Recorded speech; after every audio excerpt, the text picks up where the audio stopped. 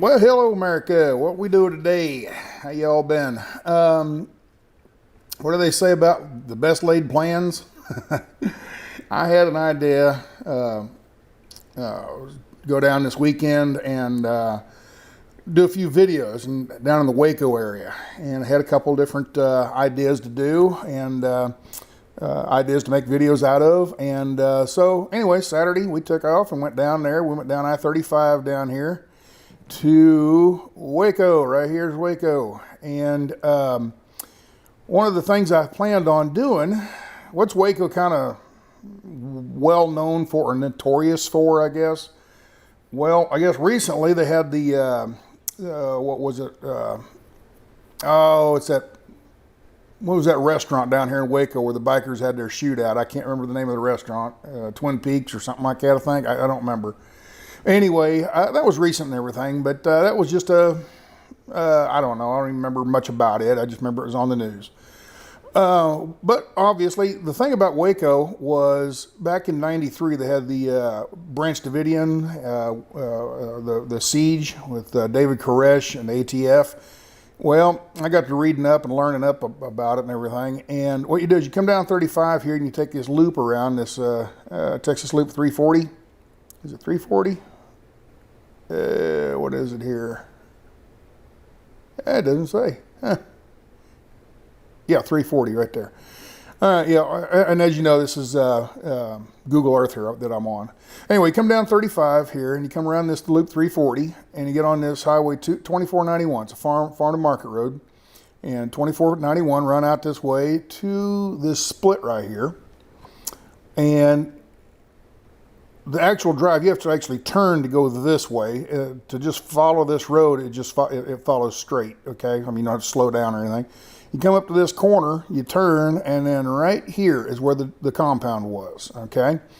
And the reason I'm doing it on Google Earth is, like I said, best laid plans. I planned on coming down here and like parking down here at the corner or something, and just getting the drone up and flying around the place a couple times like that, and then coming back and then doing like I'm doing now, just doing an audio overdub talking about it. Okay, I wasn't going to go up and bother them or anything like that. Just have the drone fly up high, you know, where they wouldn't even see it up there, around 400 feet or something. Just fly around and show you what the compound looks like today. And right here is where the compound was, and what you can see here is they've rebuilt a church here. Okay, this is the chapel, and this was the old, I guess, swimming pool, I think is what they had. But the compound basically stretched, well, here you can see foundation marks right around in here, and it stretched all the way over to about right here, okay? So this was the whole compound, is all this area, all right? And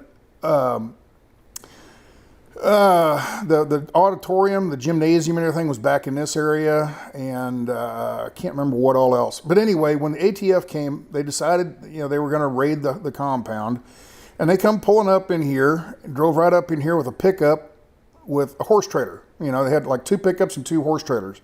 And in the back of the horse trailers was all these ATF agents all, you know, suited up in their riot gear or their SWAT gear or whatever you want to call it. Anyway, they come up here and went up there in the front door, and I guess their plan was they were going to come up to the front door and demand them to come out, and they were going to have another team run around the building and come back in the back here. And I guess they knew because they had an informant in there. I can't remember the fellow's name, but anyway, they had an informant in there, and he told them there was dogs back here. And before the plan, they decided they were going to come up here. A team was going to run around there, and if the dogs were out, you know, they would shoot the dogs. Okay, but anyway, they come up to the front door, and apparently they pound on the door. You know, this is ATF. Come out, your hands up. You're under arrest. Blah, blah, blah, whatever they said. Okay. And the other team was around here, and they saw the dogs. They shot the dogs. Well, the team up front heard the fire, and they thought it was the Branch Davidians shooting at them. So they unleashed, and they just started shooting up the building. Okay, so who shot first? Each side says the other side shot first. The Davidians say that the ATF shot first, and the ATF says the Branch Davidians shot first. And I think what it was is the ATF misheard their own guys shooting in the back at the dogs, and they thought it was the Branch Davidians shooting, so they unleashed. Anyway, this all happened back in '93, February 28th, 1993, And I can remember when I was driving down the road, I think I was up in New Jersey at the time, somewhere up in that Northeast anyway, when I heard the reports that this was all happening. Okay, all right. Well, I just listened to the news like everybody else, and I had the idea that this is what they put out on the news. And you got to remember, back in '93, the only, there was the regular local news channels, your ABC, CBS, and all that on your local broadcast, and then they had CNN on cable. And there was no Fox News; it was strictly CNN. I don't think MSNBC, any of that stuff was even around yet. It was strictly CNN. And all we heard was what CNN wanted to report about this whole thing, that Koresh was some kind of, lunatic fringe cult leader. And I just took it, that's what was happening. There was some guy down here and he had a little cult going on, and he was, abusing children and running drugs and running weapons and all these different things that they put out, okay? Well, they were doing the gun thing. They were using guns, apparently. The way they talked about it was some huge stockpiling of weapons. And granted, yes, they did have a lot of weapons. But from what they say now, years later, they're interviewing them and everything, and they said, no, what the guns were for was, that's how we made money. We would buy guns at gun shows at a price, just like a car dealer would buy a car at a low price and then resell it at a higher price. They were buying guns at, they go in and buy a gun for $200 and then take it to a gun show next week at a different location and try to sell it for $250 or $300. And they'd make a little bit of profit that way. And that's a way that they had learned how to make money. And so anyway, there was all this bad information out that the media wanted you to know, and whoever was in charge of the media and the government officials that were in charge of giving the information to the media, there was a lot of one-sided information. I won't say it's bad information, but it was all one-sided. It was all from the ATF's point of view, and me, like everybody else in the country, thought there was this bad group of people down here in this compound, and they needed to be dealt with. And I just kind of, went along with that narrative. Okay, well, there's bad people down there, and the good thing the cops are going in there and taking care of them. So then the siege went on for 51 days, as we know, and then they came in with the tanks and they poured the CS gas, it's tear gas. They poured CS gas in there, and when they did it, they opened the building up and everything and let the air flow through and all this, so they get the gas in there. Well, you heard the story, for years afterwards, they were talking about who set the fire. Did the Branch Davidians set the fire and commit mass suicide, or did the ATF burn it all down to cover up evidence?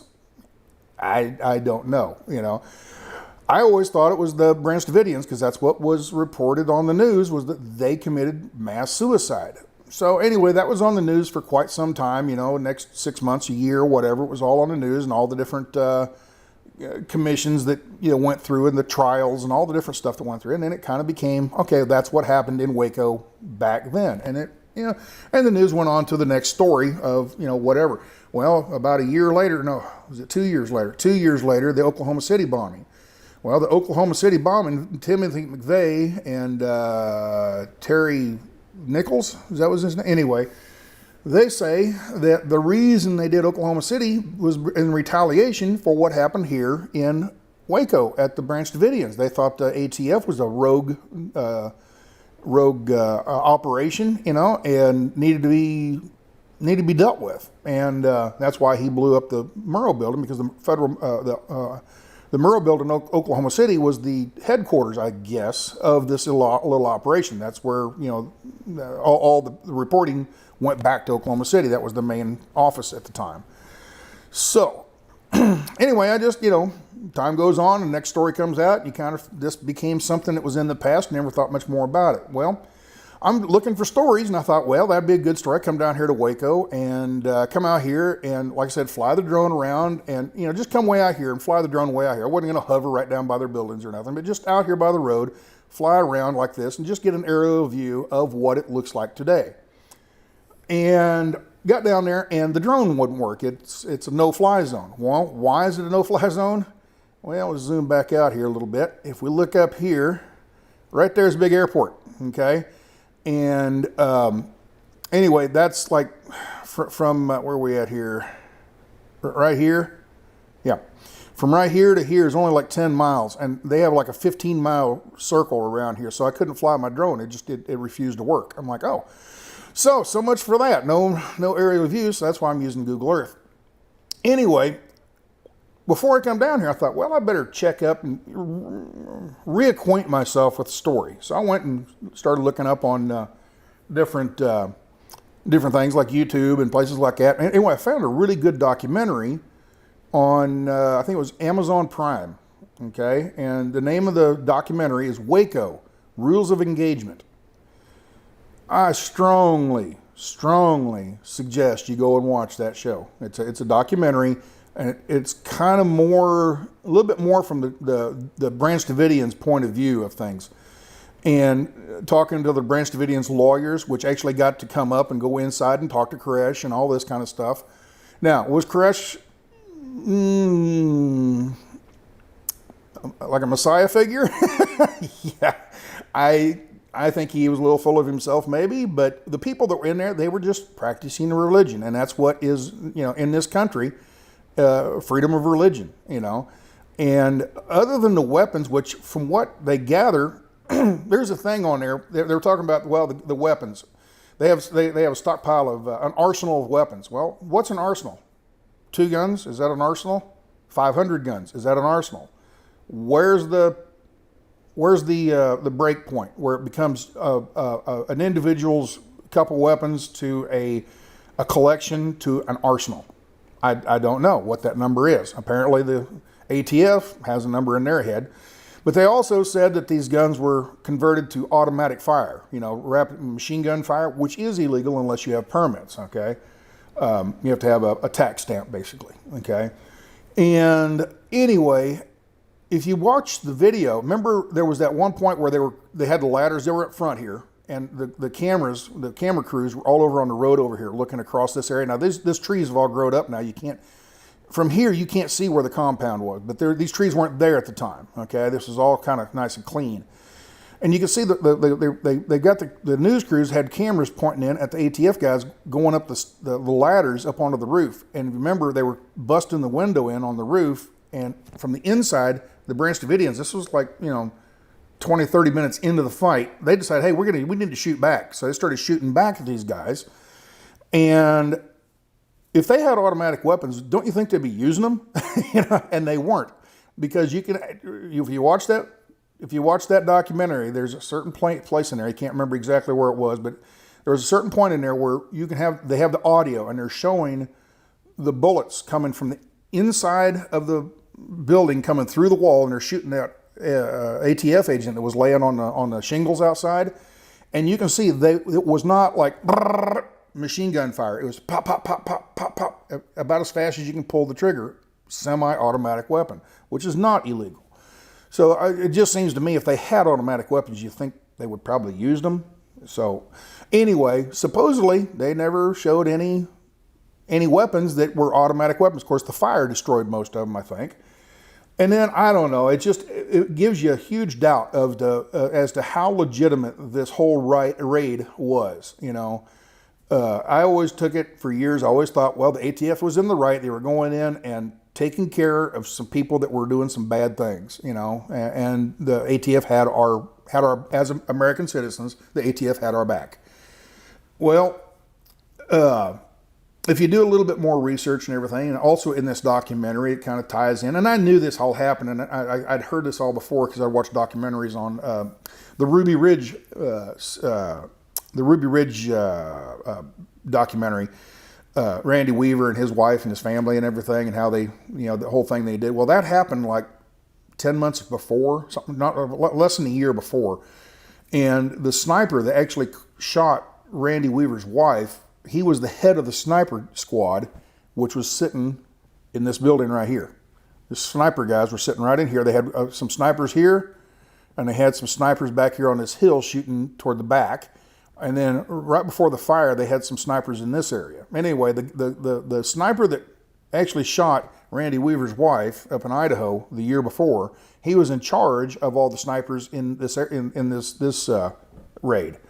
So anyway, it gives you a lot of pause to think, wait a minute, maybe it wasn't such a cut and dry good guys versus bad guys after all. Maybe it was bad guys after goofball guys, or strange religion people, whatever. So I don't know. I tell you what, go watch the video and make up your mind yourself, or watch the documentary movie. Like I said, it's called Waco: Rules of Engagement, and I think if I remember, I was on Amazon Prime is where I found it. I might be able to find it on YouTube, might be able to find it on Netflix or something like that. But anyway, some really good stuff. So anyway, just something to think about. And like I said, I planned on coming down to do the drone footage and stuff, but I was left with having to use Google Earth here. So anyway, hope you enjoyed this, and it's a little bit different than what I normally do, but it's all I had to work with this time. Y'all have a good one. Take care. Bye.